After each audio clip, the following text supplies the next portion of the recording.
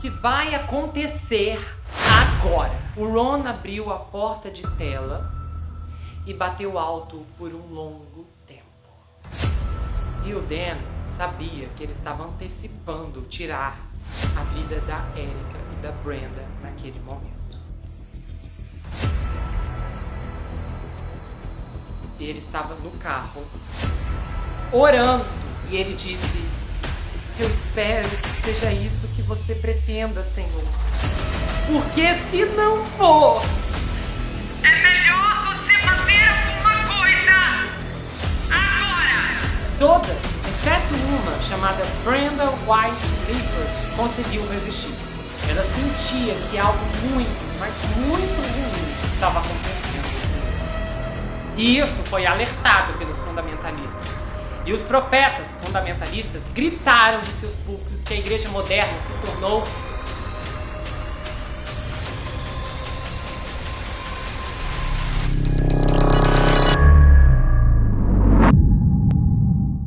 Ei pessoal, bem-vindos a esse canal. Eu sou Gustavo Negreiro, seu psicanalista favorito, e hoje eu estou muito feliz porque nós estamos inaugurando uma nova série aqui no canal.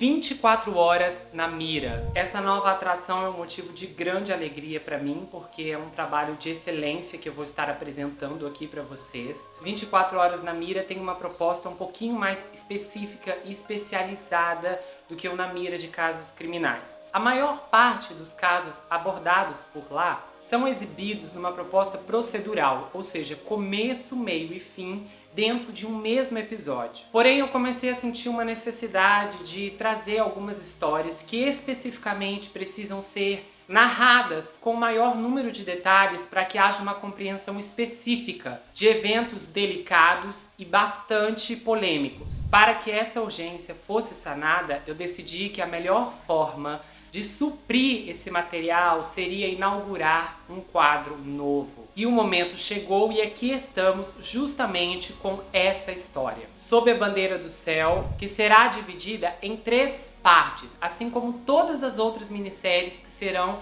exibidas dentro dessa programação. E diferente de outras minisséries aqui do canal, as que serão exibidas por aqui, serão transmitidas diariamente. Então essa minissérie começa hoje e termina depois de amanhã. Quando o episódio 2 for lançado, e dependendo de quando você estiver assistindo esse vídeo, o link para a continuação estará fixado aqui no primeiro comentário. E a parte 3 estará fixada no primeiro comentário do segundo episódio. Então assim fica fácil para que ninguém se perca. Eu exerci um trabalho de pesquisa extremamente extenso, não apenas no material de origem, mas em muito material posterior que eu trabalhei muito para encontrar. A história será abordada aqui de forma cronológica. Como a base sólida envolve a religião mórmon, no decorrer da narrativa eu vou estar trazendo devidas explicações para que vocês compreendam todo o contexto do ambiente em que os personagens principais vivem. Há uma minissérie estrelada pelo ator Andrew Garfield, que também está sendo exibida nesse período. Eu não sei como a minissérie vai cobrir toda essa história, e eu não sei o quanto a minissérie realmente é baseada nos eventos reais. Então eu já acho importante prestar esse esclarecimento caso você esteja acompanhando a minissérie do FX. Lembrando que eu vou trazer uma análise psicológica, psicanalítica ao final desse caso, e ela vai ficar no último episódio.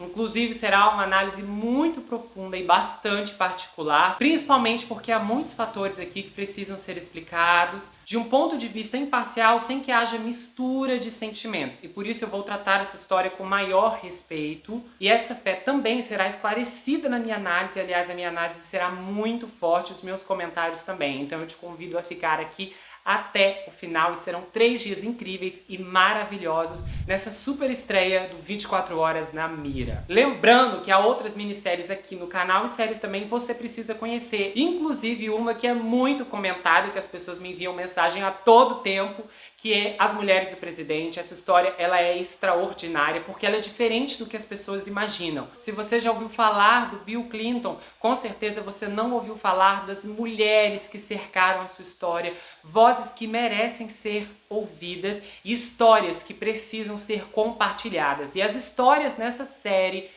são fenomenais, são completamente interligadas e contadas em uma linha cronológica muito crucial, em uma narrativa que não perde o fôlego. É a maior história envolvendo reviravoltas, mistérios e circunstâncias inacreditáveis. Se você quer se emocionar, se você quer sentir suspense, se você quer ser surpreendido o tempo inteiro, você precisa assistir As Mulheres do Presidente. O link também estará disponível aqui no primeiro comentário, incluindo as outras histórias como A Falsa Herdeira. São 17 capítulos contando a verdadeira história da Anna Delvey de um jeito que você não conhece. Ou então a Elizabeth Holmes, o golpe no Vale do Silício. Os detalhes por lá são chocantes, porque essa história é um exemplo absurdo de administração. Um dos detalhes mais absurdos nesse caso é a quantidade de pessoas que são demitidas nessa empresa dia após dia, noite após noite. Então você vai se aventurar porque é uma adrenalina sem fim em Elizabeth Holmes. Tem um psiquiatra que roubou a vida do seu paciente também, são 7 partes. E outras histórias surpreendentes que fazem parte da nossa série mãe aqui na Mira de Casos Criminais. Lá são histórias muito especiais, principalmente a do Craig List, a dos Olhos Famintos,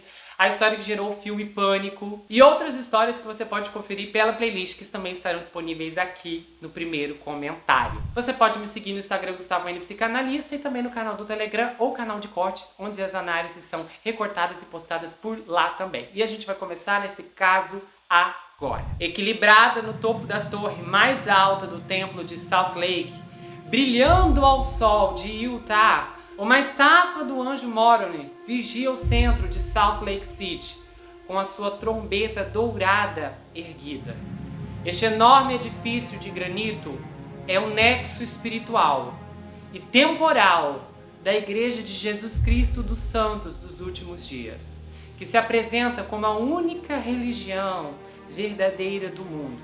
A Praça do Templo é para os mormons, o que o Vaticano é para os católicos, ou Acabá em Meca é para os muçulmanos. Na última contagem havia mais de 16 milhões de santos em todo o mundo, e o mormonismo é a fé que mais cresce no hemisfério ocidental. Atualmente nos Estados Unidos há mais mormons do que presbiterianos ou episcopais. No planeta como um todo há agora mais mormons do que judeus.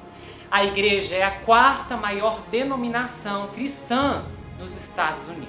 Ao lado do templo, as 325 vozes do coro do tabernáculo mórmon enchem o vasto interior do tabernáculo com os acordes robustos e assustadores de Bethlehem Hymn of the Republic. A música é a marca registrada do conjunto Meus Olhos Viram a Glória do Senhor.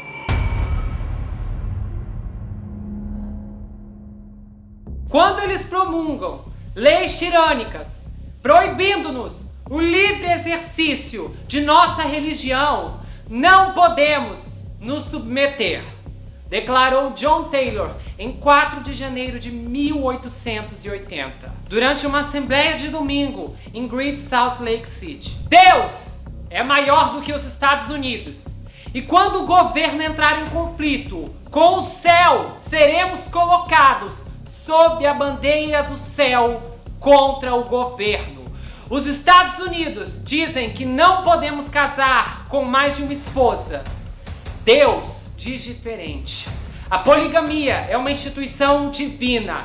Foi transmitido diretamente de Deus. Os Estados Unidos não podem aboli-la.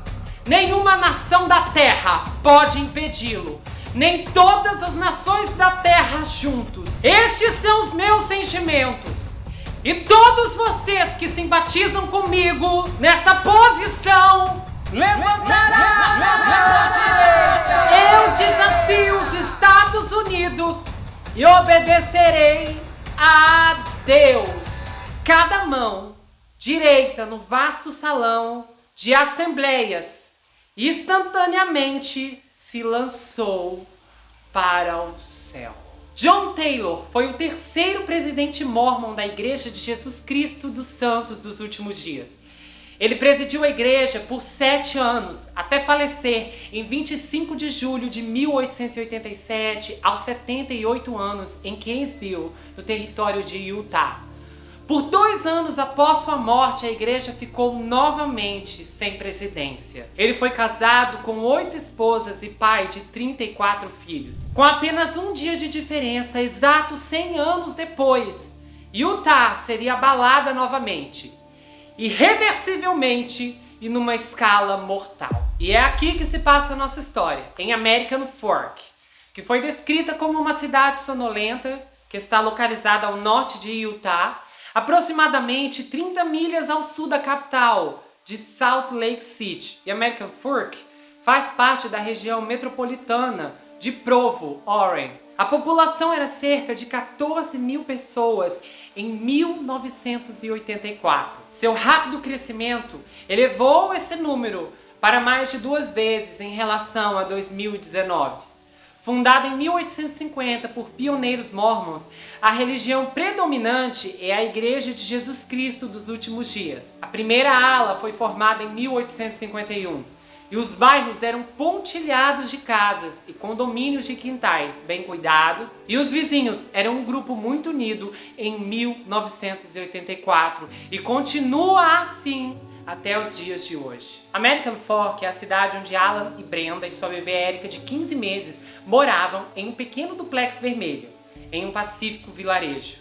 O Alan saiu para trabalhar cedo na manhã de 24 de julho de 1984. E esse dia é um feriado de Utah chamado Dia dos Pioneiros, que comemora a chegada de Brigham Young e seus seguidores no Vale do Lago Salgado, em 24 de julho de 1847. Seria um longo dia para Alan, já que seu trabalho como ladrilhador o levava para a cidade de Ogden, aproximadamente 70 milhas de distância.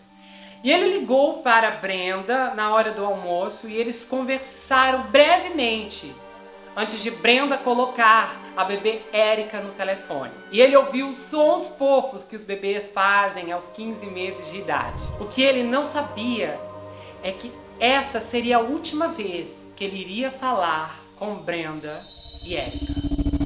A Igreja de Jesus Cristo dos Santos dos Últimos Dias tem muitos ensinamentos que enfatizam a importância da moral e dos valores familiares.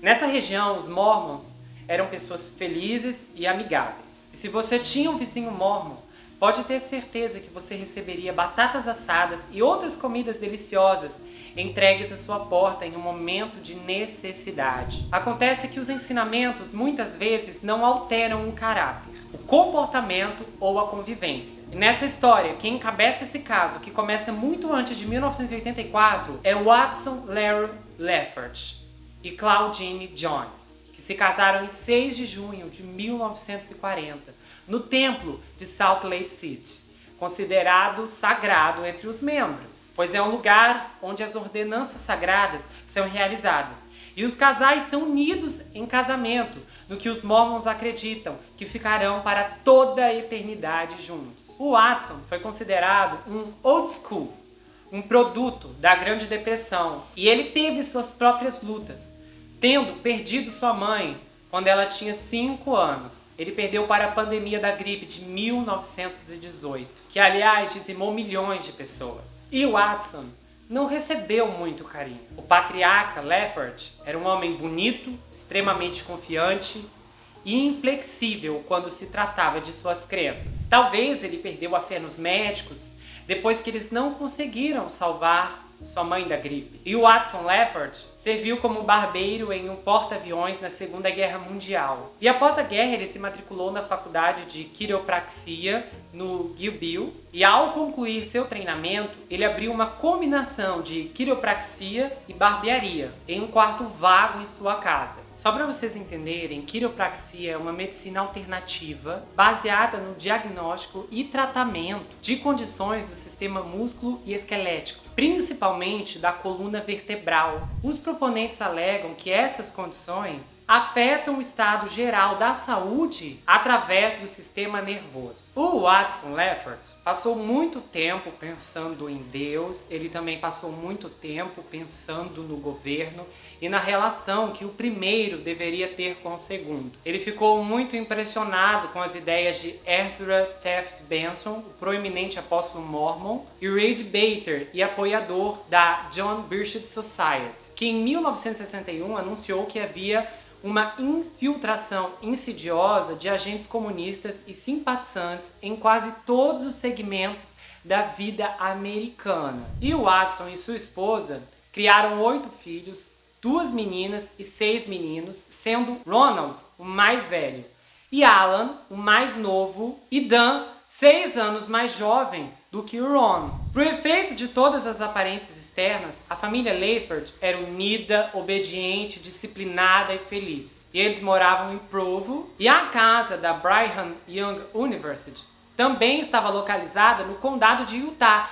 então eles eram bem conhecidos. E como Watson Layford era um quiroprático, ele tinha já uma prática próspera, que nesse ponto administrava fora de sua casa. Sua esposa Claudine foi descrita como uma mulher boa e excelente mãe. Só que o Watson era um rigoroso e um disciplinador que incutiu na autossuficiência de seus filhos o valor do trabalho duro. Porém, ele plantou sementes excessivas de paranoia, rebelião e fanatismo em seus filhos. Ele os ensinou a desconfiar de absolutamente tudo da medicina moderna e também do governo federal. Sem contar que ele suplantou que levassem suas crenças religiosas para o extremo, quando um filho acidentalmente atirou em si mesmo no estômago com uma flecha. E ele diz para esse garoto que ele teria que sofrer até de manhã por ter quebrado o sábado. Quando a irmã mais velha do Dan, Colin, contraiu apendicite aguda quando jovem, seu pai insistiu que ela fosse tratada em casa com orações e remédios homeopáticos. Somente depois que seu apêndice estourou e sua partida deste mundo era iminente, ele relutantemente levou Colin ao hospital. O pai deles também era um disciplinador severo e fervia com uma raiva silenciosa que às vezes dirigia à esposa e aos animais de estimação. Depois de uma briga feroz com sua esposa, ele espancou o cachorro da família até que ele desse seu último suspiro, depois de levar inúmeras pancadas com um taco de beisebol. Mas os ensinamentos, principalmente que atingiram o Ron, o filho mais velho, que foi criado para ser um mormon piedoso, e naturalmente ele sempre se interessou por Deus e pelo reino de Deus, tendo sido este seu foco desde que era criança. E num contexto material, os Layferts cultivaram uma horta familiar com frutas e legumes que serviram de alimentação para a família. O Ron e o Dan se tornaram muito próximos na infância. Eles também ficaram conhecidos por terem um temperamento um pouco explosivo em alguns momentos e sempre com uma vontade de apoiar um ao outro quando surgiu uma briga. E o Dan sempre sentiu o Ron pairando sobre ele, principalmente com uma mão em seu ombro, para manter o controle sobre Dan, que era mais novo. Uma vez, alguns valentões zombaram de Dan e logo depois Ron rebateu essa situação, dando uma baita surra nesses garotos. Ron, o Dan e os seus outros irmãos pescavam no lago no verão, patinavam no inverno e exploravam as colinas e bosques próximos, como se fossem o reino pessoal dos irmãos. Um dos irmãos, o Edson Jr., relatou que havia um forte vínculo entre os filhos por conta de uma coisa em comum: o pai extremamente duro que tinha. Quando o pai dava uma surra em um dos irmãos, eles se consolavam comparando os seus hematomas. E assim iam cuidando um do outro à sua maneira. Porém, o Ron presenciou muita coisa. Ele viu seu pai ficar bravo, agredir sua mãe e fazer com que sangue escorresse do rosto dela. E o Ron costumava entrar em seu quarto e amaldiçoar a Deus por dar aquele pai horroroso, que ele assim chamava em suas orações. Ele balançava o seu punho para Deus, mas ele era muito pequeno nesta época. Só que a angústia do Ron não era aparente para pessoas de fora. Quando era criança, ele era popular com outras crianças da comunidade e trouxe para casa notas decentes, embora nada espetaculares. Ele também era um excelente atleta que estrelou em seu time de futebol da escola e foi capitão do time de luta livre. E ao longo da adolescência e da idade adulta jovem, ele parecia prosperar. Porém, Dan, o irmão 6 anos mais novo, carregava uma história providencial em sua vida. Quando ele era bebê, ele estava em uma cadeira alta da cozinha e a sua mãe estava cozinhando. E o Dan estava se balançando e chutando a cadeira, tentando sair dali. E nisso, quando ele se balançou muito forte, fazendo com que a cadeira se inclinasse para frente, sua mãe se virou e ela estava com uma faca na mão. E a faca, acidentalmente, atingiu a garganta do Dan, provocando um corte. Seu pai o segurou rapidamente, o colocou sobre a pia, lavou o corte que sangrava e simplesmente colocou uma fita adesiva no lugar. Com a cicatrização e nenhum dano aparente, este foi considerado um milagre majestoso e um livramento sobre a vida de Dan. Só que conforme Ron ficava mais velho, as lutas com seu pai começaram a se manifestar. E um ponto crítico chegou aos 17 anos, quando eles tiveram uma briga muito séria. Ron tinha saído cedo para ajudar um homem da vizinhança a trazer seu feno, e ele voltou para casa mais tarde naquela manhã e estava tirando uma soneca no sofá, quando um de seus irmãos o chamou para vir depenar algumas galinhas. O Ron, que estava exausto, recusou rapidamente. Então seu pai, Watson, já chamou a atenção, causando uma briga. E desta vez o Ron revidou, o que surpreendeu seu pai e o fez sair correndo. E depois disso, Ron e Watson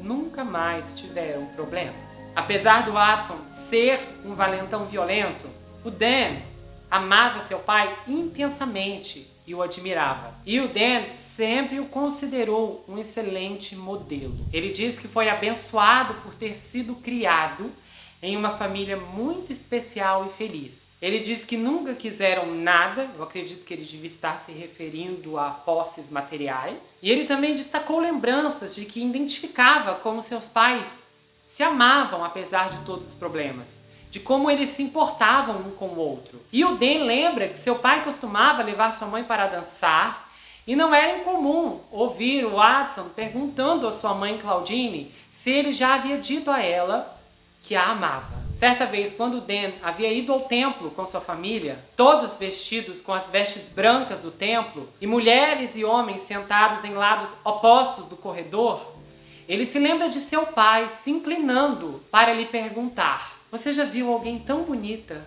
quanto sua mãe?" Ela estava sentada com as outras mulheres do outro lado e havia um brilho celestial entre as câmeras sagradas do templo. O Dan se lembra vividamente como sua mãe parecia angelical e radiante. Embora o pai de Dan aderisse rigidamente à doutrina mórmon, ele não podia ser chamado de fundamentalista. A palavra poligamia nunca foi mencionado enquanto crescia. E isso nunca passou pela cabeça de Dan. A primeira vez que ele conversou com alguém sobre poligamia foi no meio de um assunto, quando um grupo de missionários da França haviam sido excomungados depois que estudaram a seção 132 e decidiram que a poligamia era um princípio que deveria ser praticado. E Dan até pensou consigo mesmo: como alguém poderia sacrificar sua condição de membro da igreja por causa desse velho princípio descontinuado? Existe uma doutrina sagrada na Igreja de Jesus Cristo dos Últimos Dias,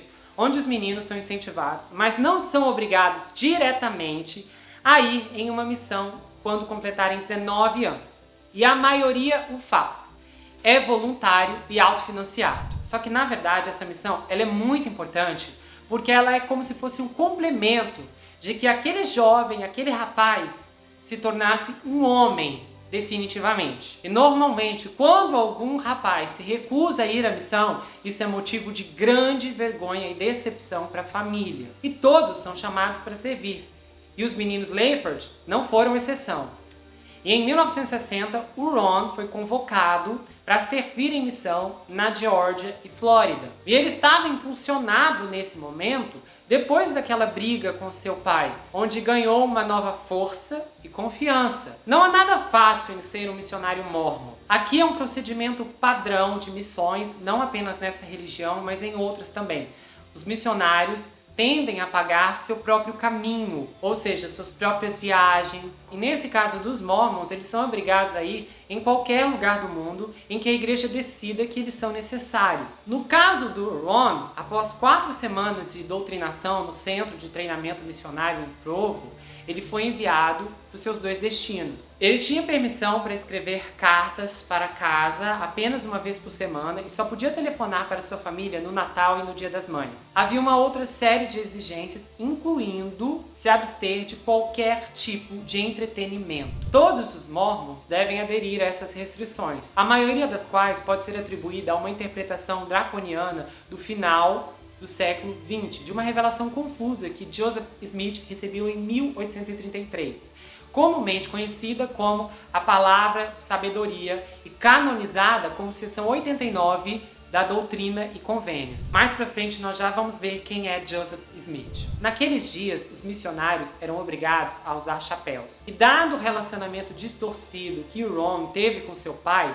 figuras de autoridade provocavam uma resposta emocional bastante complicada nele. Parte do Ron estava desesperado e ansioso para agradar seus superiores, enquanto outra parte se enfurecia interiormente contra qualquer um que tivesse poder sobre ele. De vez em quando, o Ron se sentia compelido a deixar seus guardiões saberem que eles não o possuíam. Ron se recusava a usar chapéu. No verão, quando estava quente e abafado na Flórida, os missionários deveriam usar casacos. Mas o Ron não usava casaco. E ele fez uma declaração uma vez dizendo que ele não estava lá para fazer moda. Ele estava lá para converter pessoas e cumprir uma missão. Todas as manhãs, o Ron saía da cama às 6 horas, vestia calças pretas, uma camisa branca bem passada e uma gravata feia, e depois estudava as escrituras por 2 ou 3 horas antes de sair às ruas para procurar possíveis convertidos. E como todos os missionários que realizavam essa tarefa, ele teve que suportar insultos, ameaças de violência física, cuspe, rejeição insensível. Normalmente, as pessoas batiam a porta na sua cara 40 ou 50 vezes por dia. Ron, no entanto, acabou se saindo surpreendentemente bem nessa linha de trabalho. Nada o perturbou. A chuva incessante de ridicularização e desdém resvalou nele como se ele tivesse uma pele de teflon. Ron sabia que a igreja era a única igreja verdadeira de Deus e estava determinado a compartilhar este fato glorioso com o maior número de pessoas que pudesse. Normalmente, o missionário especialmente dedicado pode converter não mais do que 3 ou 4 pessoas por ano. E quando isso acontecia, eles poderiam se sentir justamente satisfeitos por essa realização. Ron, em um contrário marcante, havia batizado mais de 50 pessoas na Igreja de Jesus Cristo dos Últimos Dias, quando completou sua missão de 2 anos. Nessa época, até 2004, a média anual de conversões de missionários era ligeiramente superior a 2 conversões por missionário. Era um trabalho de formiguinha, mas havia várias formiguinhas ao redor do mundo ao mesmo tempo. Enquanto salvava almas na Flórida, o Ron conheceu uma doce jovem estudante de enfermagem, se apaixonou e se casou com ela no final de sua missão. E ele então levou sua nova esposa, Diana, para Utah, para que pudesse morar perto de seus pais e irmãos. Ron conseguiu um bom emprego operando equipamentos pesados para uma empresa de construção de propriedade de um colega mormon e estabeleceu-se para criar uma família de santos fiéis. O Dan foi chamado para servir na missão 6 anos depois, na Escócia. Ele foi a primeira pessoa de sua família a viajar para fora do país. Ele então conheceu Matilda Loomis, uma mãe divorciada de 2 meninas, que causou uma forte impressão nele. E depois de voltar de sua missão, o encontro do Dan com a Matilda foi por acaso, em uma reunião missionária. Ele estava ficando mais velho naquela época, ele já estava há muitos anos na missão, e seu pai e o seu irmão mais velho, Ron, estavam querendo que ele se casasse. E ele já havia conhecido várias garotas adoráveis. Mas sempre que orava sobre se deveria casar com elas, ele percebia que nenhuma dessas moças era a que Deus queria para ele. Então ele pensou, bom, eu vou orar, pedir uma confirmação, porque eu preciso me casar com ela, caso seja a vontade de Deus, antes que ela volte para a Escócia. E então ele ficou muito surpreso a receber uma resposta positiva às suas orações. E ele chegou a Matilda e disse, olha, acho que deveríamos nos casar. E ele achou que seria muito estranho tentar explicar a ela que Deus pretendia que ela fosse sua esposa. E ele se preocupou muito com a forma como ela reagiria. Só que ele ficou completamente desconcertado quando ela respondeu: sim, eu sei. E ele disse: o que você quer dizer, eu sei?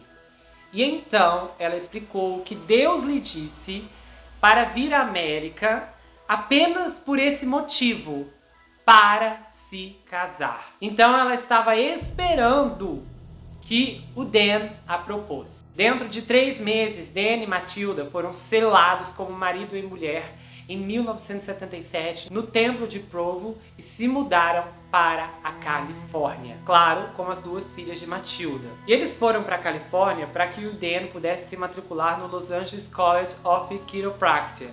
E então, eles tiveram uma filha que chamaram de Rebecca. Certo domingo, perto do fim de seus 5 anos na Califórnia, o Dan e a Matilda ouviram um membro da sua ala da igreja local dar uma palestra sobre casamento plural poligamia. E durante a palestra, esse homem disse: ok, vamos ver uma demonstração aqui. Levante as mãos quem vem de um ambiente polígamo. E entre essa reunião havia apenas 4 pessoas, incluindo Dan e Matilda, que realmente não levantaram a mão. E isso chamou muita atenção. Então ele decidiu aprender tudo o que podia sobre poligamia. A filha mais velha do Dan, a Rebecca, diz que uma das primeiras lembranças que ela teve de seu avô é quando ela tinha 4 anos. Eles estavam em algum lugar e ele decidiu chamar a atenção da neta jogando um brinquedo nela. E ela bateu a cabeça por causa disso. E quando ela gritou de dor, a família veio e então o Watson mentiu calmamente sobre o que aconteceu e todos acreditaram nele. E com 4 anos de idade, a Rebecca já entendeu que deveria ficar longe do seu avô. O Ron, nesse ponto da vida, também era um pai amoroso e um ótimo provedor para sua família, enquanto o Dan também era muito atento às 3 meninas e elas o adoravam. Só que nessa fase, o comportamento e a crença do Dan começou a mudar. Isso foi parcialmente estimulado por um conjunto de crenças que ocorreram enquanto ele frequentava a faculdade. Ele e Matilda administravam uma lanchonete caseira em sua casa. Ele, junto com as meninas, preparavam sanduíches vegetarianos e Dan os vendia para estudantes no campus.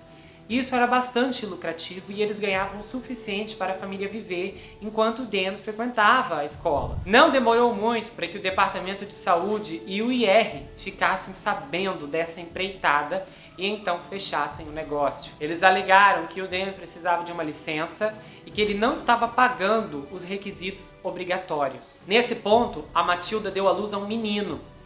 E o dinheiro estava apertado e perder sua principal fonte de renda foi bastante problemático. E isso era o começo de uma passagem sombria de Dan para o fundamentalismo. Quando isso aconteceu, o Dan não sabia bem o que fazer. Não pareceu certo a ele que o governo o punisse apenas por ser ambicioso e tentar sustentar sua família. Para ele, pareceu que o governo queria forçar a recorrer à assistência social em vez de simplesmente deixá-lo administrar seu pequeno negócio. E isso parecia um absurdo, era um tipo de intrusão do governo em sua vida. No livro Mormon de Moroni, é descrito como todas as pessoas têm a obrigação de garantir que haja um governo bom e justo. E quando Dan leu isso, ele ficou realmente animado com essa possibilidade. Isso fez perceber que ele precisava começar a se envolver com questões políticas. Então ele se deu conta que quando você olha para essas abrangências, você não pode separar questões políticas das questões religiosas, porque elas estão todas amarradas juntas. Então, quando o Dan completou seu treinamento em quiropraxia, ele se mudou com a família de volta para o condado de Utah e o Dan foi trabalhar com seu pai. O Watson vendeu sua fazenda e comprou uma nova casa na parte antiga do centro de Provo. E o pai do Dan administrava seu consultório em um escritório no porão da casa desta vez. Dan e o seu irmão, que era um pouquinho mais novo do que ele, Mark, que se formou na faculdade de quiropraxia de Los Angeles alguns meses depois, deu início da sua prática na ausência do pai, que foi para a missão. E nesse ponto, o Dan, que sempre se esforçou para ser como Cristo, começou a evoluir para uma outra coisa. Ele embarcou em uma energética investigação da história polígama dos santos dos últimos dias. Vasculhando as coleções específicas da biblioteca da Universidade Brigham Young, certa tarde, ele encontrou um texto datilografado de 51 páginas de um tratado do século XIX em louvor ao casamento plural. Um extrato de um manuscrito intitulado O Pacificador, ou As Doutrinas do Milênio, sendo um tratado sobre religião e jurisprudência, ou um novo sistema de religião e política. E esse tratado havia sido escrito por uma figura misteriosa chamada Udney High Jacob. A página de rosto do livreto indicava que ele havia sido publicado em 1842 em Nauvoo, Illinois, e que o impressor era ninguém menos que o próprio Joseph Smith. Joseph Smith, o fundador da Igreja dos Mormons. The Pacemaker ofereceu uma elaborada fundamentação bíblica para a poligamia que propunha como uma cura para a míriade de males que atormentavam os relacionamentos monogâmicos e, por extensão, toda a humanidade. Parte dessa cura era garantir que as mulheres permanecessem devidamente subservientes como Deus pretendia. Nesse folheto há um chamado bastante intrusivo. A questão agora não deve ser debatida se essas coisas são assim. Nem é uma questão de muita importância sobre quem escreveu esse livro. A questão importante é: você agora restaurará a lei de Deus sobre esse assunto importante e a manterá? Lembre-se que a lei de Deus é dada por inspiração do Espírito Santo.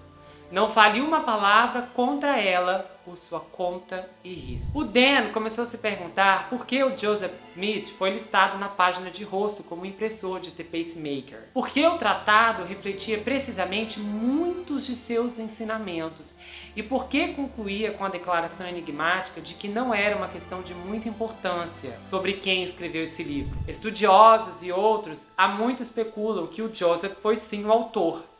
Só que determinar quem escreveu The Pacemaker era importante para o Dan. E ele realmente queria saber se esse livro pertencia ao pai de sua religião. Então ele estudou, orou e depois de algum tempo o Senhor o deu conhecimento suficiente para ficar conhecido de que o Joseph Smith escreveu The Pacemaker. O fato de The Pacemaker ser aparentemente obra do profeta tornou o Dan especialmente receptivo às ideias expostas em suas páginas. E com todo o zelo que se esperaria de um 110% dedicado. E ele não perdeu tempo em aplicar as restrições fundamentalistas do livro à sua casa, que então havia crescido para incluir Matilda, suas 2 filhas de um casamento anterior, e os 4 filhos que ele já tinha agora, sob suas novas regras. A Matilda não tinha mais permissão para dirigir, lidar com dinheiro ou falar com ninguém fora da família quando o Dan não estivesse presente. E ela tinha que usar o vestido o tempo inteiro. As crianças foram retiradas da escola e proibidas de brincar com os amigos. O Dan decretou que a família não receberia cuidados médicos externos e ele mesmo começou a tratá-los por meio de orações, jejum e remédios de ervas. Em julho de 1983, quando nasceu seu 5º filho, um menino, Matilda deu à luz ao bebê em casa e o Dan circuncidou o menino. Eles começaram a cultivar grande parte de sua própria comida, retirando o resto de lixeiras através de mercearias, onde o pão velho e não vendido e produtos maduros eram descartados regularmente. O Dan desligou o gás e a eletricidade e nenhuma publicação de qualquer tipo era permitida em sua casa, exceto livros e revistas da igreja. O Dan até se livrou de todos os seus relógios e relógios de parede, acreditando que eles deveriam marcar o tempo através do Espírito de Deus. Quando a Matilda desobedeceu a Dan, ele a agrediu com muita força. Quando a Rebecca tinha 5 anos, sua vida mudou abruptamente. O Dan arrancou sua família de uma existência suburbana aconchegante e os colocou em uma casa em ruínas, infestada de ratos, em uma fazenda de terra solitária em Warren. O Dan permitiu que a eletricidade fosse usada apenas para a geladeira e sua esposa, de repente, foi encarregada de ordenhar vacas, assar pão, cuidar de galinhas e ferver baldes de água para banhar seus filhos. Rebecca começou a observar sua mãe se revoltando contra este homem com puro desprezo passivo-agressivo. Matilda começou a receber golpes e pancadas constantes de Dan, e quando ele batia nela, muitas vezes ele fazia isso na frente da mãe, de seus irmãos e de todos os seus filhos. Depois ele advertiu Matilda que se ela continuasse a desobedecê-lo, ela seria forçada a sair do casamento sem seus filhos, que de acordo com os princípios elucidados em The Peacemaker, eram propriedades do pai. Então Rebecca começou a notar que sua mãe passou a adotar uma abordagem semelhante com o interesse de Dan pela poligamia, encorajando-o abertamente a encontrar uma esposa, o que lhe daria a oportunidade para deixá-lo junto com seu extremismo. A pequena Rebecca também passou a sentir como seu pai mudava de uma depressão sombria para explosões violentas em um piscar de olhos. Ela nunca se esqueceu de quando viu seu pai levantando a mão para sua mãe pela primeira vez. À medida que o Dan ficava mais velho, mais se parecia com o pai, só que de uma forma piorada. Em uma situação, em vez de comprar comida para o bebê, o Dan mastigou a comida em um mingau e depois cuspiu na boca do seu bebê. Então agora eu vou explicar para vocês a diferença entre o mormonismo e o fundamentalismo, que é a seita dentro da seita. Os mormons e aqueles que se autodenominam fundamentalistas mormons acreditam nos mesmos textos sagrados e na mesma história sagrada. Ambos acreditam que o Joseph Smith, que fundou o mormonismo em 1830, desempenhou um papel vital no plano de Deus para a humanidade. Os dois grupos o consideram como um profeta comparável em estatura a Moisés e Isaías. Mormons e fundamentalistas mormons estão convencidos de que Deus os considera, e somente eles, como seus filhos prediletos, um tesouro peculiar acima de todos os povos. Mas se ambos orgulhosamente se referem a si mesmos como os escolhidos do Senhor, eles divergem em um ponto especialmente inflamatório da doutrina religiosa, ao contrário de seus atuais compatriotas mormons. Os fundamentalistas mormons acreditam apaixonadamente que os santos têm a obrigação de tomar várias esposas. Até 2004 existia mais de 30 mil polígamos do mormon fundamentalista vivendo no Canadá, México e em todo o oeste americano. Alguns especialistas estimavam que poderia haver até 100 mil. Mas esse número maior equivale a menos de 1% dos membros da igreja mormon em todo o mundo.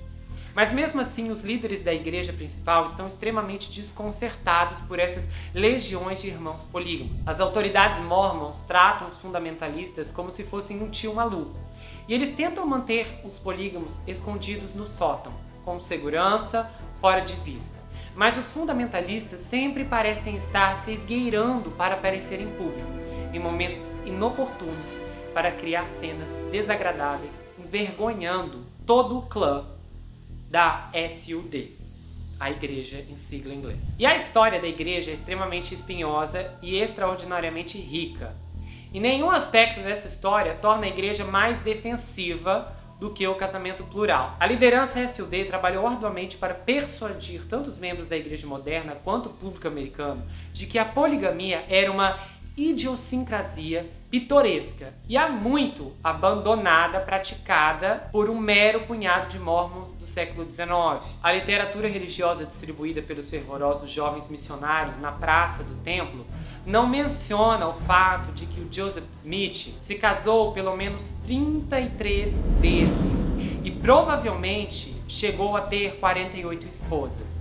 Tampouco menciona que as mais jovens dessas esposas tinham apenas 14 anos, quando Joseph explicou para essas moças que Deus havia ordenado que ele se casasse com elas, ou então ambas enfrentariam condenação eterna. A poligamia era de fato um dos credos mais sagrados da igreja de Joseph, um princípio importante, o suficiente para ser canonizado para sempre na seção 132 da Doutrina e Convênios, um dos principais textos bíblicos do mormonismo. O reverenciado profeta descreveu o casamento plural como parte da doutrina mais sagrada e importante já revelada ao homem na terra, e ensinou que um homem precisava de pelo menos 3 esposas para alcançar a plenitude da exaltação na vida após a morte. Ele advertiu que Deus havia ordenado explicitamente que todos aqueles a quem esta lei lhes foi revelada devem obedecer a ela. E se você não cumprir essa aliança, então você está condenado, pois ninguém pode rejeitar esta aliança e ter permissão para entrar na glória de Deus. E o Joseph foi ceifado deste mundo em Illinois por uma turba de odiadores mormons em 1844. Brigham Young assumiu a liderança da igreja e liderou os santos, toda vez que fala santos são os membros, para os desertos áridos da Grande Bacia, onde em pouco tempo eles estabeleceram um império notável e abraçaram descaradamente o convênio de esposa espiritual. Isso tanto excitou quanto chocou a sensibilidade dos americanos da era vitoriana, que tendiam a considerar a poligamia uma prática brutal a par da escravidão. Em 1856, reconhecendo a força do voto anti-poligamia, o candidato republicano John Fremont concorreu para presidente em uma plataforma que prometia proibir nos territórios essas relíquias gêmeas da bárbara: poligamia e escravidão. O Fremont perdeu a eleição, mas um ano depois, o homem que ganhou, o presidente James Burhan, enviou o exército dos Estados Unidos para invadir Utah para desmantelar a teocracia do Brigham Young. A chamada Guerra de Utah, no entanto, não removeu Brigham do poder nem encerrou a doutrina do casamento plural, para o aborrecimento e perplexidade de toda uma série de presidentes americanos. Seguiu-se uma ascensão crescente de desafios judiciais e legislativos à poligamia, culminando na Lei Edmund Stoker, de 1887, que desincorporou a Igreja SUD e perdeu para o governo federal todas as propriedades da igreja no valor de mais de $50 mil. Com os pés firmes no fogo, os santos não tiveram escolha a não ser renunciar à poligamia. Mas mesmo quando os líderes SUD afirmaram publicamente em 1890 terem abandonado a prática, eles discretamente despacharam uma quantidade significativa de mormons para estabelecer colônias polígamas no México e no Canadá. Embora os líderes SUD fossem inicialmente relutantes em abandonar o casamento plural, eles acabaram adotando uma abordagem mais pragmática da política americana, rejeitando enfaticamente a prática, e na verdade começaram a pedir às agências governamentais que processassem os polígamos. Foi essa a única mudança na política eclesiástica, mais do que qualquer outra coisa, que transformou a igreja SUD em sua iteração atual surpreendentemente bem sucedida. Tendo abandonado a poligamia, os mormons gradualmente deixaram de ser considerados uma seita maluca e eles se consolidaram como uma fé convencional com tanto sucesso que foi amplamente considerada como uma religião americana por excelência. Porém, a igreja sempre foi considerada uma seita por todas as denominações evangélicas, principalmente pelo fato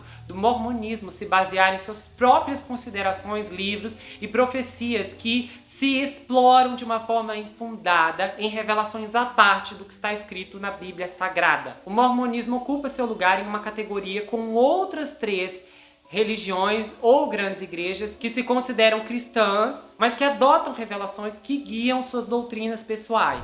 Então há uma unanimidade no senso entre igrejas como Assembleias de Deus, batistas, pentecostais, neopentecostais, tradicionais, presbiterianos, congregacionais, de que o mormonismo e outras 3 igrejas são pseudo-seitas cristãs. As religiões cristãs compartilham valores em algumas partes parecidos, mas há uma distância gigantesca entre católicos evangélicos e mormons e categorias assim como o mormonismo. Talvez o reconhecimento unânime entre todas essas religiões é que Jesus Cristo é o Filho de Deus.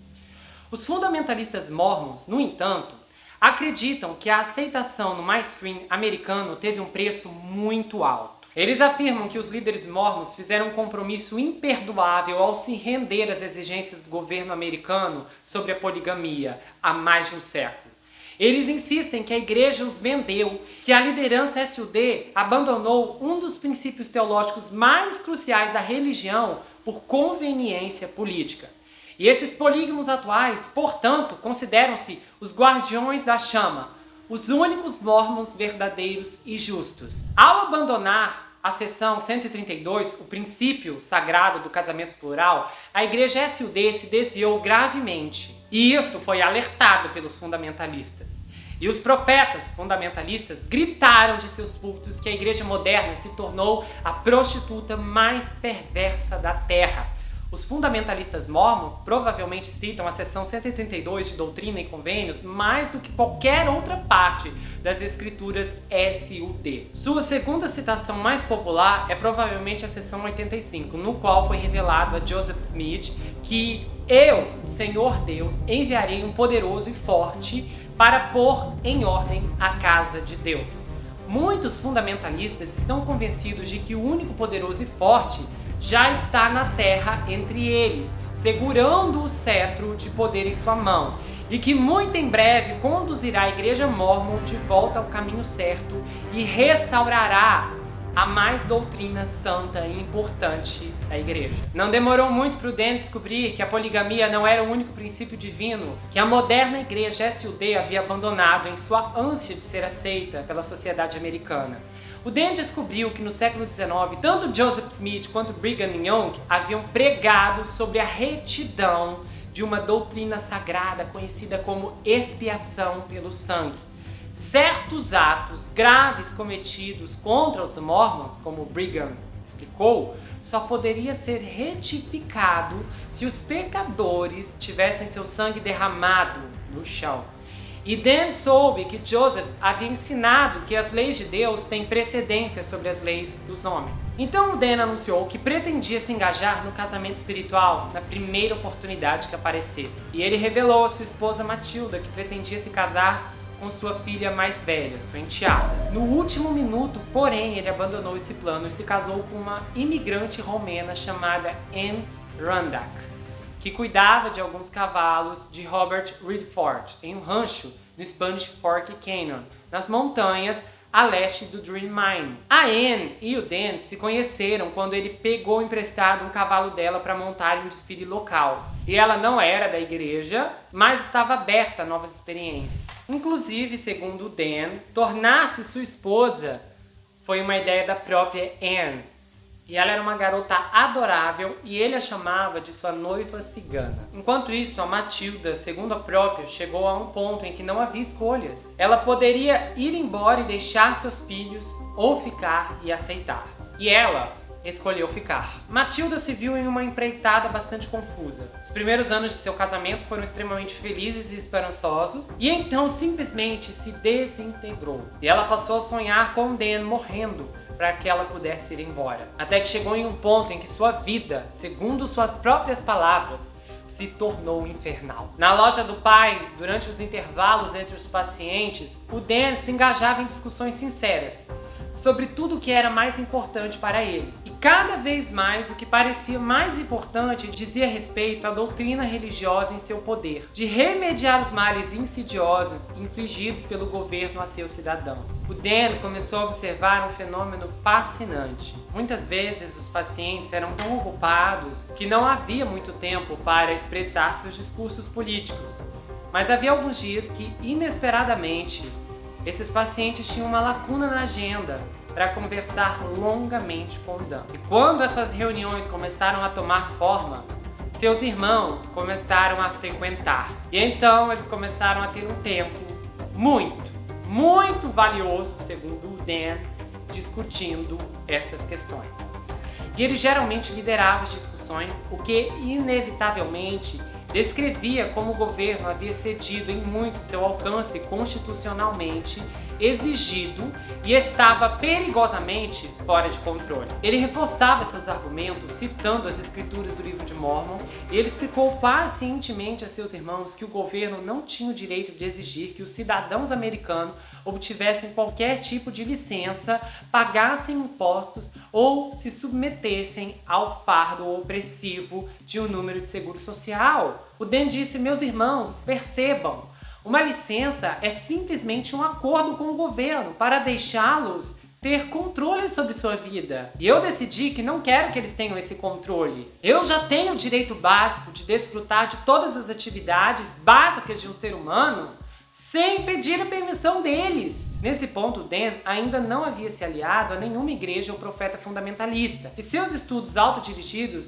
o transformaram em um mormon de fato fundamentalista e extremamente ardente. Quanto mais ele estudava os documentos históricos mormons, mais certo Dan se tornava de que a igreja SUD havia se desviado do curso por volta de 1890, quando então o presidente e profeta Wilford Woodruff foi coagido a acabar com a doutrina do casamento plural pelo governo ímpio de Washington. A igreja SUD moderna era uma fraude elaborada. Igual a outros fundamentalistas de outras religiões, ele pretendia aderir infalivelmente aos verdadeiros mandamentos de Deus, conforme determinado por uma interpretação rigorosamente literal dos textos mais antigos e sagrados de sua igreja. Ele não estava menos empenhado em aderir aos mandamentos verdadeiros dos textos mais antigos e sagrados de seu país também. Para Dan, documentos como o Livro de Mormon, The Peacemaker ou a Constituição dos Estados Unidos e a Declaração da Independência são todos um pedaço de uma escritura sagrada que fornece uma ligação com o Todo-Poderoso. E a autoridade que flui de suas sentenças divinamente inspiradas é absoluta e imutável. E é o dever de homens e mulheres justos conduzir suas vidas de acordo com uma leitura rigorosamente literal dessas sentenças. Para pessoas como Dan, que veem a existência através das lentes do literalismo, supõe-se que a linguagem em certos documentos selecionados possui um poder extraordinário. Tal linguagem deve ser tomada assiduamente pelo seu valor nominal, de acordo com uma interpretação única, incontestável, que não permite nuances, ambiguidades ou contingências situacionais. Depois de buscar a orientação por meio da oração e receber a confirmação de que estava agindo de acordo com os desejos do Senhor, o Dan enviou sua carteira de motorista de volta ao estado de Utah, revogou sua licença de casamento e devolveu seu cartão de seguro social. Ele ignorou os limites de velocidade que ele acreditava serem ilegais e simplesmente dirigiu com sabedoria e cuidado.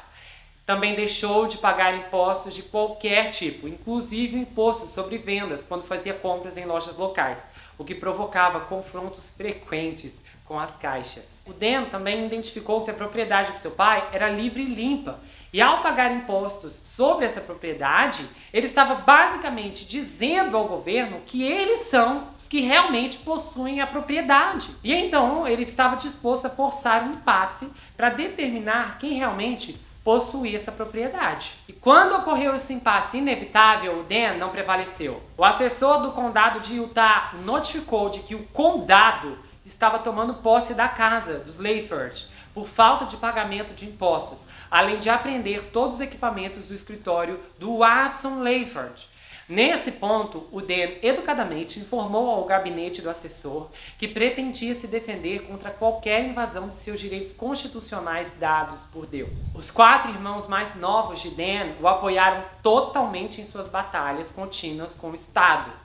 E quando o pai de Dan, que ainda estava fora do país em sua missão, soube que seus equipamentos domésticos e comerciais estavam prestes a ser leiloados por falta de pagamento de impostos, ele ficou furioso. O Sr. Edson chamou Dan do exterior para expressar seu profundo descontamento e acusou Dan de hipnotizar seus irmãos. E o patriarca da família chegou a sugerir que o Dan estava tentando hipnotizá-lo e sua esposa Claudine, de longe, pela linha telefônica. O Edson então conseguiu salvar sua casa do leilão, abreviando sua missão e correndo de volta para Provo com Claudine, mas continuou furioso com o Dan.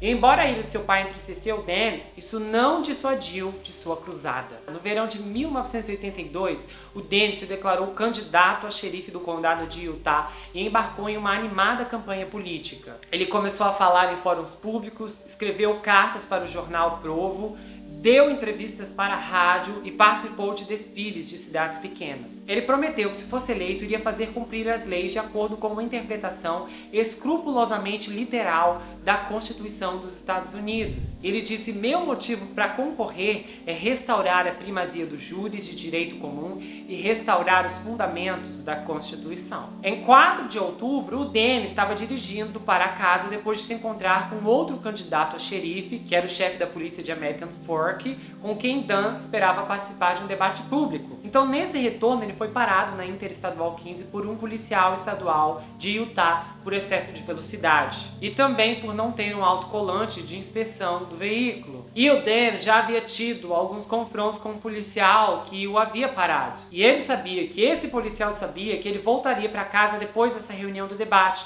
Então, esse policial armou uma armadilha para o Dan, porque queria pegá-lo em um crime para que ele não pudesse concorrer a um cargo.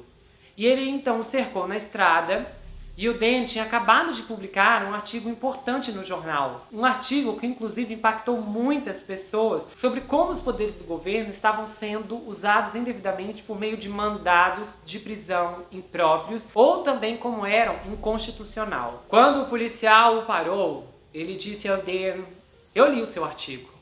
Eu tenho aqui no meu carro." Então o Dan respondeu: "Bom, se você leu o artigo, você entende por que não pode me prender agora. Se você quer me prender, vá buscar um mandado de um juiz, traga-o para minha casa e eu seguirei os procedimentos apropriados." Nesse momento, Dan já havia trancado as portas do carro e fechado todas as janelas, deixando apenas uma abertura de 1 polegada na parte superior da janela do motorista, que ele imaginou, inclusive, que fosse estreita o suficiente para impedir que uma mão o alcançasse e o agarrasse, e também permitiria que ele pudesse falar com o policial. Só que o policial não achou graça nisso, e ele ordenou que Dan saísse do carro. E quando Dan se recusou a sair, o policial fez algo que Dan não tinha previsto. Ele agarrou o topo da janela com as 2 mãos e puxou com força, puxando a janela para fora dos trilhos. E então ele tentou agarrar o Dan e ele disse: "Bom, eu tenho que ir agora, vejo você mais tarde." E ele ligou o carro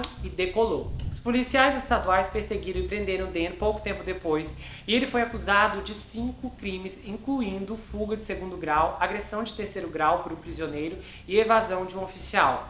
Ele foi trancado na prisão do condado. Em seu julgamento no Tribunal de Justiça, o Dan atuou como seu próprio advogado e tentou montar uma defesa com base em vários pontos misteriosos da lei constitucional. E o juiz apontou repetidamente, no entanto, que os tribunais de justiça de Utah não têm poderes para ouvir questões constitucionais, o que deixou Dan furioso. Ele ficou ainda mais irritado quando o juiz rejeitou sob objeção a composição do júri de 4 mulheres. Dan argumentou que ele tinha direito de ter pelo menos um homem no júri, o que era verdade. Quando Dan ignorou as instruções do juiz e continuou a defender seu caso com fundamentos constitucionais, o juiz, exasperado, declarou desrespeitoso ao tribunal. E esse foi o momento em que os irmãos de Dan e vários outros apoiadores organizaram um tumulto no tribunal, gritando que estavam colocando o juiz, o procurador e o escrituário sob prisão do cidadão.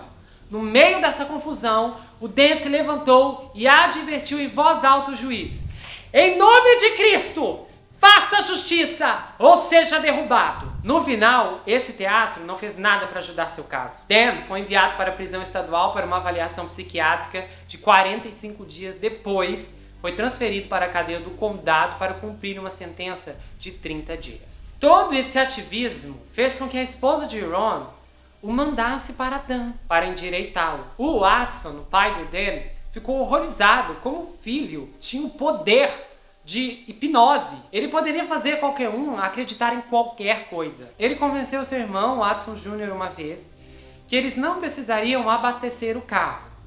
Ao invés de colocar gasolina, eles iriam impor as mãos e fazer uma oração. Uma outra vez ele fez seu irmão beber sua própria urina e disse que isso era bom para o corpo. Só que o patriarca da família não foi tão facilmente persuadido. O Dan explicou calmamente seu ativismo político para o pai. E o Watson respondeu horrorizado, tentando realizar um exorcismo no filho. Ele levantou a mão e disse: "Em nome de Jesus Cristo, eu ordeno ao diabo que saia de você." O pai de Dan ficou horrorizado quando percebeu que seu filho não mudou após sua oração. Durante os últimos meses de 1982 até o início de 83, essa cruzada tornou-se abertamente religiosa e os 4 irmãos mais novos de Dan ficaram cada vez mais infectados com seu zelo fundamentalista. Os meninos Layford começaram a se reunir com mais regularidade para discutir os méritos da poligamia e outros princípios defendidos em The Peacemaker. Quando os 3 irmãos do Dan tentaram impor esses princípios em suas próprias casas, no entanto,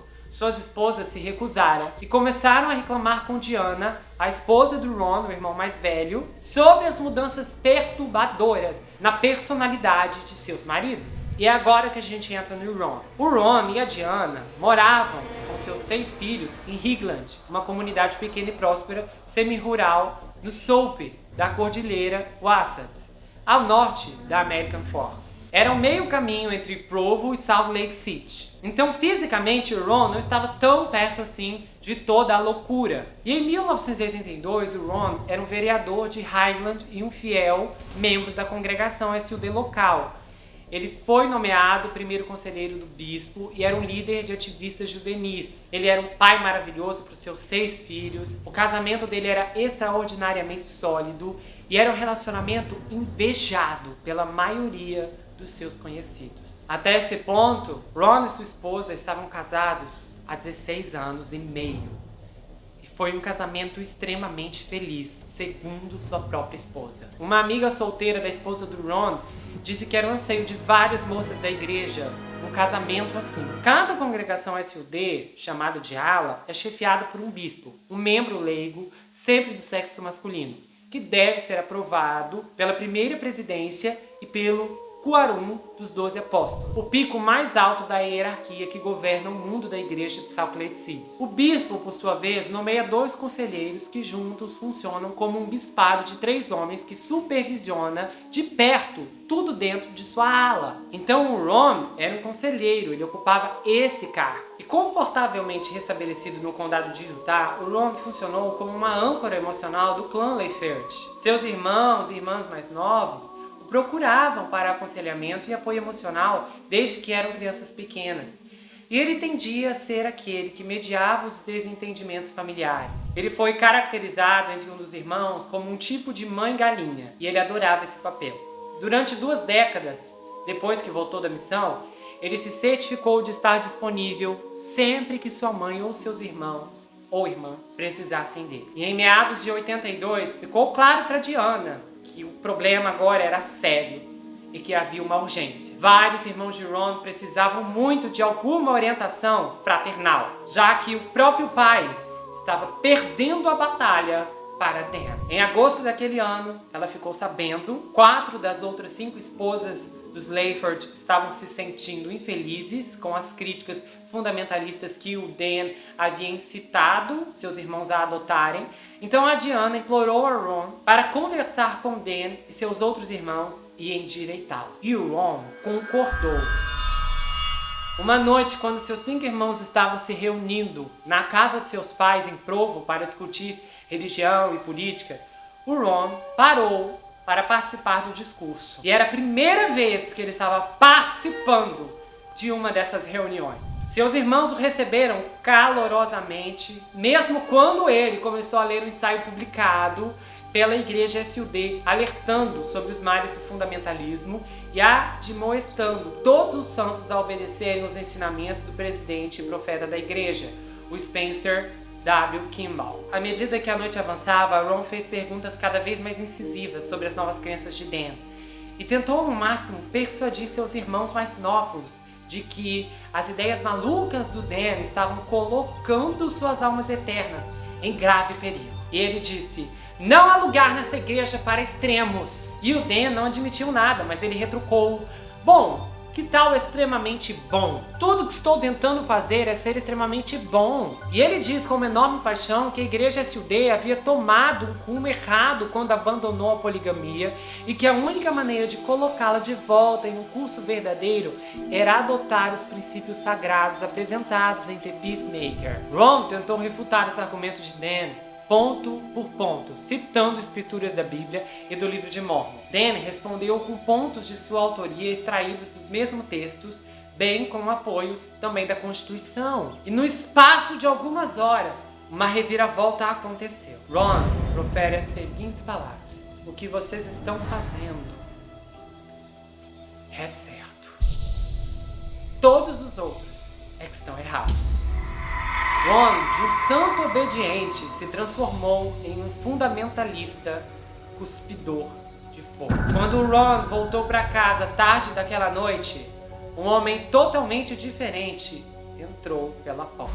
É importante acrescentar uma informação muito interessante aqui. Quando Ron adotou essa visão de mundo desafiadora, ele se tornou um participante regular das reuniões de seus irmãos. Ele jogou fora a carteira de motorista e removeu as placas de seu veículo e então largou o emprego, o que elevou a preocupação da sua esposa, porque a família já estava tenuentemente equilibrada à beira da ruína financeira. Antes dessa reviravolta desastrosa acontecer, o Ron estava nos últimos estágios do que era para ele um grande projeto de construção. Um complexo de apartamentos de 4 unidades que ele havia financiado com um empréstimo bancário e estava construindo para si, depois do expediente, como investimento empresarial. Até aquele momento, depois de trabalhar o dia todo em seu emprego real, ele dedicava a maior parte das noites à construção do fourplex e passava o restante de suas noites construindo uma casa dos sonhos em Higland para sua própria família. Só que para agravar seus problemas, a economia em toda a região das Montanhas Rochosas acabara de mergulhar em uma recessão abismal. Ron e Diana não conseguiram pagar o empréstimo e não havia dinheiro suficiente para mantimentos ou roupas para as crianças. Então Ron começou a sucumbir ao estresse. Era uma recessão muito ruim e Ron estava prestes a perder tudo. Na verdade, os papéis já estavam prontos para o banco tirar a casa deles, no qual ele trabalhou por tantos anos. O Ron estava extremamente vulnerável nesse ponto e ele estava tão chateado que regularmente desmoronava e chorava nos braços de Diana. E ela dizia: Ron, não se preocupe com isso, podemos recomeçar, fizemos uma vez e faremos de novo. Mas ele apenas olhava para ela e dizia: nossa, que ficamos muito, eu não posso suportar perder tudo. E nesse estágio de sua vida foi quando o Dan o convenceu a radicalizar. As ideias religiosas do Dan incluíam uma mensagem que Ron achou particularmente reconfortante durante aquele período difícil. O Dan convenceu Ron que Deus não queria que tivessem coisas materiais e que era bom perder tudo. O Dan também disse a ele que ele tinha um chamado mais elevado e que Deus pretendia que Ron fosse um missionário para as coisas que Dan estava ensinando.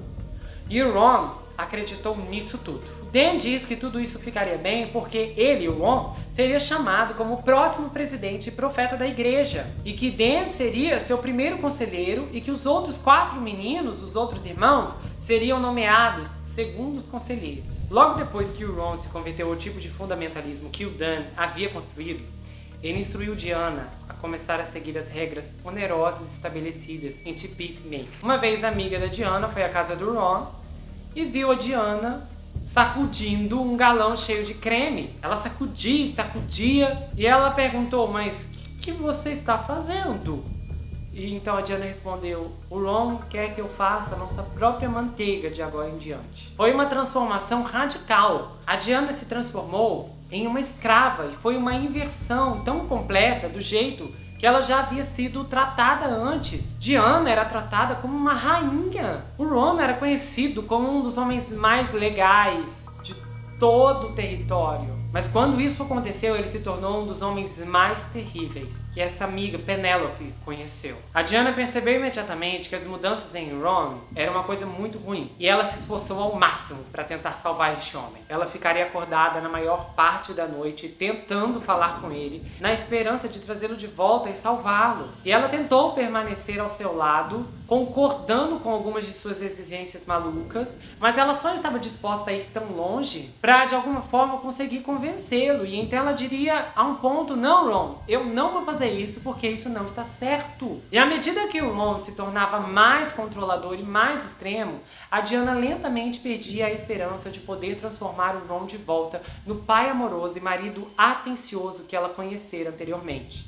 Ele começou a falar com crescente entusiasmo sobre a poligamia, o que a deixava doente, até mesmo de contemplar.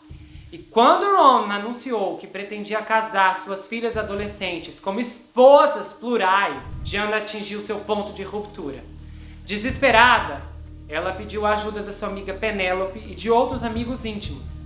e também aos líderes da igreja, especialmente a Brenda Layford, que era casada com o Alan, o caçula dos 6 irmãos do Ron. Depois que o Dan persuadiu seus irmãos a adotar suas crenças fundamentalistas e todas as esposas, por mais que tivessem tentado resistir, acabaram se submetendo às humilhações decretadas em The Peacemaker, todas, exceto uma chamada Brenda White Layford, conseguiu resistir. Inteligente, articulada e assertiva, Brenda enfrentou aqueles garotos. Ela era a mais jovem das esposas, mas era mais forte. E ela disse às outras esposas: vocês precisam defender seus direitos, precisam pensar por si mesmas. E ela deu exemplo ao se recusar a concordar com as exigências do Alan. E ela lhe disse em termos inequívocos que não queria que ele fizesse coisas com seus irmãos. E os irmãos a culpavam por isso, porque ela estava mantendo a família separada. E os irmãos do Alan não gostavam de Brenda. Ela estava atrapalhando. E a Brenda era a segunda filha mais velha de 7 criados por Larry, uma professora, e Jean Wright, um agrônomo. Ela nasceu em 19 de julho de 1960 em Logan, Utah. E a Brenda se mudou com a família para Ithaca, Nova York, quando tinha apenas 1 ano de idade, para que seu pai obtivesse um doutorado na Cornell University. E o Jean e a Larry ansiavam pela região aberta de Rocky Mountain West. Mas o interior do estado de Nova York, e havia uma maior atração no berço da fé deles, a igreja SUD em Utah. Assim que ele recebeu seu PhD, Jim se mudou com a família de volta para o oeste, para Twin Falls, Idaho, uma cidade agrícola a 60 quilômetros ao norte da fronteira do estado de Utah, onde Brenda desfrutou de uma infância de contos de fadas. Ela era extrovertida, cheia de vida e tinha muita personalidade. Ela era também muito divertida e era muito próxima da sua irmã mais velha, Betty White. Ela era ativa no governo da escola, membro da equipe de treinamento e também era uma aluna ambiciosa que se destacava em quase tudo que tentava. Ela era muito linda e tinha um idioma saudável e americano de garota de fazenda. E em 1980 ela foi a primeira colocada no concurso Miss Twin Falls. E depois de se formar no ensino médio com honras, Brenda se matriculou na Universidade de Idaho, onde foi eleita presidente de sua irmandade. Mas ela disse para sua mãe que esse não era o tipo de vida que ela queria levar. Então ela voltou para casa em Twin Falls e foi para o College Southern. E estudou lá por 2 anos e depois foi transferida para a Universidade Brigham Young. Enquanto ela frequentava a BYU, a Brenda se juntou a uma ala de jovens adultos, uma congregação de estudantes da SUD. E foi aí que ela conheceu o Alan Layford. O Alan não era estudante, mas por algum motivo ele começou a frequentar aquela ala estudantil Improve. E ele tinha muito carisma. E os dois se deram bem e começaram a andar juntos. Quando a Brenda começou a sair com o Alan, sua irmã Beth estava em missão fora do país. Mas elas se falavam toda semana através de cartas. E a Brenda mencionava sobre esse rapaz e dizia que estava muito certeira sobre este homem, que ela já havia namorado muitos garotos antes, mas que ela nunca havia ficado presa em um garoto assim, e que o Alan era diferente. Ele era um ex-missionário e os Layfords eram uma família perfeita, aparentemente, e que todos em Provo pareciam conhecê-los. Ela descreveu como Alan era encantador e, na verdade, todos os garotos, todos os irmãos Layfords tinham essa habilidade de encantar as pessoas. E ela dizia sobre o olhar que ele tinha sobre os olhos dela, e a Brenda caiu nessa paixão. Enquanto a Beth estava na Argentina, era óbvio para ela que a Brenda estava muito apaixonada pelo Alan. E em 22 de abril de 1982, o Alan e a Brenda foram selados para a eternidade, como marido e mulher, no templo de Salt Lake City. E ela tinha 21 anos. Na Baylor, onde a Brenda se formou em comunicação, ela apresentou um programa de televisão na KBU TV, a afiliada local da PBS, transmitida em toda Utah no canal 11. E de acordo com a Beth, sua ambição era se tornar uma âncora, como Michelle King. Ela foi ensinada a ser muito independente pelos seus pais, que também eram mormons, e eles a ensinaram que ela precisava seguir seus sonhos, e que ela não deveria passar sua vida confiando nos outros, considerando que ela tinha uma série de habilidades extraordinárias. Só que aí é que a coisa esquenta. A Brenda se casou e o Alan não queria que ela trabalhasse. Então ela meio que colocou sua carreira de radialista na prateleira, pelo menos temporariamente. Ela conseguiu um emprego de baixo perfil na Caslan, uma das melhores lojas de Orange Mall, com o objetivo de obter seguro e ajudar a sustentar a família. Mas o Alan começou a pressioná-la a deixar o emprego também, porque queria que ela fosse uma esposa tradicional e subserviente. Ele queria que ela dependesse totalmente dele. De acordo com a Laurie, a mãe, Brenda realmente queria seguir uma carreira no jornalismo de transmissão. E ela chegou a receber uma oferta de emprego na BU, no departamento de comunicação. Só que o Alan não a deixou aceitar. Então ela se tornou uma dona de casa.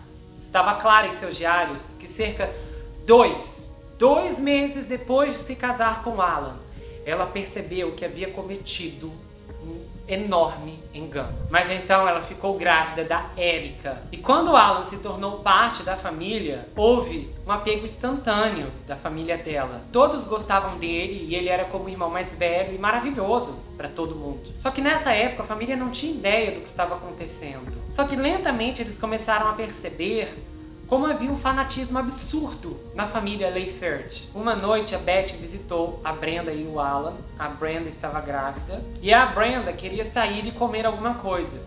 Mas o Alan não frequentava nenhum restaurante que ficasse aberto aos domingos. Então eles entraram no carro e iam de um lugar para o outro, aonde o Alan saía do carro, as deixava esperando dentro do veículo para descobrir se o restaurante que ele gostava estava aberto aos domingos. E foram inúmeras paradas. E depois de um tempo, a Brenda e a Beth ficaram tão frustradas que elas pediram a ele que simplesmente voltasse para casa. E o Alan teve muito sucesso em negócios de azulejos, mas insistia em ser sempre pago em dinheiro. Ele não acreditava em ter uma conta corrente porque não queria que o IRS pudesse rastrear sua renda. Ele não queria ter um cartão de seguro social e nada disso veio à tona até Brenda se casar com ele. Então ela começou a se chocar quando se deu conta que seu marido estava o tempo todo tentando contornar a lei. E quando chegou a hora de pagar os impostos, naquele primeiro ano de casamento, o Alan disse a Brenda: eu não vou pagar. E ela disse: ah, mas você vai, porque é isso que fazemos, nós honramos a lei.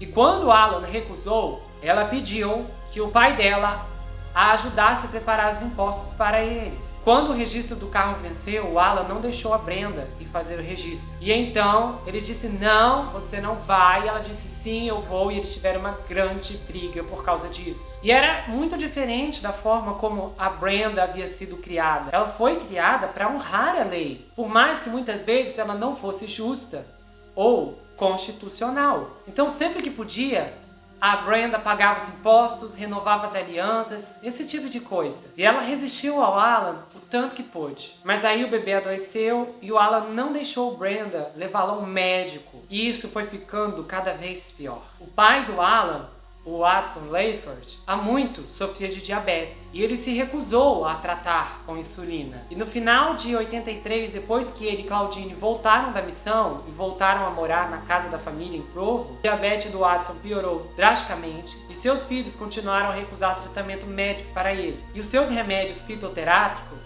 e homeopáticos não conseguiram aliviar a doença. E infelizmente, ele partiu. Naquele ponto, Brenda estava horrorizada com a família de seu marido. Ela sentia que algo muito, mas muito ruim estava acontecendo entre eles. Nesse ponto, a vida estava ficando cada vez pior para Diana, a esposa do Ron. Sua casa em Headland ficava a poucos minutos do pequeno apartamento do Alan e da Brenda, e oprimida e desesperada, a Diana pediu ajuda para Brenda. E embora Brenda se apegasse teimosamente à sua crença de que poderia transformar o Alan, ela estava convencida de que o Ron estava longe demais e que ele nunca abandonaria suas ideias fanáticas. Tanto Ron quanto Dan foram excomungados da igreja. Nesse ponto, o Ron não tinha mais emprego. E ele era cada vez mais descontrolado com Diana e falava com fervor cada vez mais sobre tomar esposas plurais. Então a Brenda orientou Diana que se divorciasse de Ron pelo bem de seus filhos e também do dela. Deixar o Ron era quase impensável para Diana. Ela tinha 6 filhos, não havia se formado em faculdade alguma, nunca teve um emprego e não possuía habilidades comercializáveis. Ela não sabia nem digitar, mas no fundo ela sabia que a Brenda estava certa. Deixar o Ron era imperativo. Contando com Brenda, amigos íntimos e membros da igreja, a Diana reuniu coragem suficiente para iniciar o processo de divórcio. Então, um belo dia, o Ron chegou em casa e a Diana o surpreendeu. Ron, eu vou me divorciar de você e eu vou levar as crianças comigo.